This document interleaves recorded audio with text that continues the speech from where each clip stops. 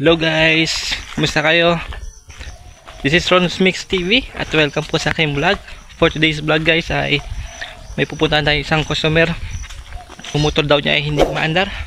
So tara guys, samahan niyo ako at tingnan natin kung ano yung mga possible na sira kung bakit di siya umaandar. Let's go!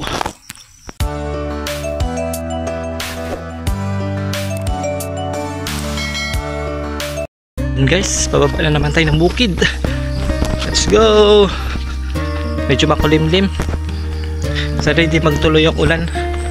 Pero okay na rin para lumamig-lamig yung panahon. So tara, let's go! Ito yung motor guys. Check ko yung kuryente. As usual, una natin sina-check kung may kuryente siya. So meron naman siyang kuryente. Wala dyan problema. Proceed tayo sa carburetor guys. Lilinisin na naman natin yung carburetor. So sa mga unang kong vlog, may paraan, may paano linisin yung carburetor na ito guys, yung mga motor na ito. So tignan nyo na lang sa playlist ko guys, nandun yung mga video ko una-una sa mga paglilinis ng carburetor. So tara guys, linisin ko muna ito guys, baklasin ko muna. So yun guys, no, na find out na kasi may gas naman siya, tapos may kuryente. Yung carburetor inayos ko na rin, nilinisan ko na rin, ayaw pa rin umandar. So nag-proceed ako guys, alam nyo kung saan, spark plug. Nung pinalitan ko siya ng spark plug guys, one click gumana na siya. So problema niya is yung spark plug. So walang problema sa kuryente, sa carburetor, sa connection. So spark plug lang to. So yun lang guys, konting tips para sa mga baguhan dyan guys na gusto mag DIY sa kanilang mga motor. So nandito ako sa isang kaibigan guys, mekaniko siya ng mga bike, at the same time may mga motor din na mga inaayos. So bumili lang ako yung spark plug para ilalagay natin doon sa motor ni Sir, yung customer natin kanina. So yun lang guys, mamaya balikan ko kayo, update.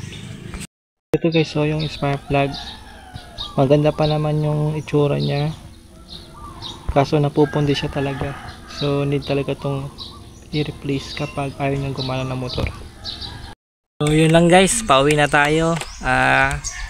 Okay yung ginawa natin doon ng motor, pinalitan lang natin ng spark plug at umandar na rin siya, one click na lang siya guys. So yun kagandahan, no? Kung minsan kailangan mo rin maging malikot yung isip basta may mga ganong instances talaga na kala mo yung carburetor na pero hindi pa pala, meron pa palang isa. Yun nga. So yun lang guys, no.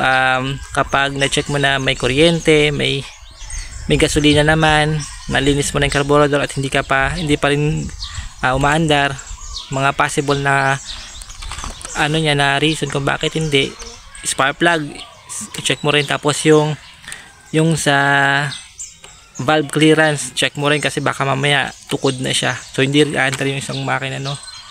So yun guys, no. So salamat kung may natutunan ka, nakuha kang impormasyon sa mga DIY natin. Please subscribe my channel and hit mo yung notification bell para updated po kayo sa mga videos na i-upload ko. So ngayon guys, mayroon pa nag-aantay sa akin na 3 motor. Sana all. Yung isa naman tumirik din, yung isa hindi makik. Tapos yung isa naman starter naman, ayaw naman mag-start. So may mga ganun talaga, no guys, no. Minsan no, walang gawa, minsan may gawa naman. So yun lang guys, ingat kayo palagi at more God bless po sa ating lahat. Sa susunod ulit na aking upload guys.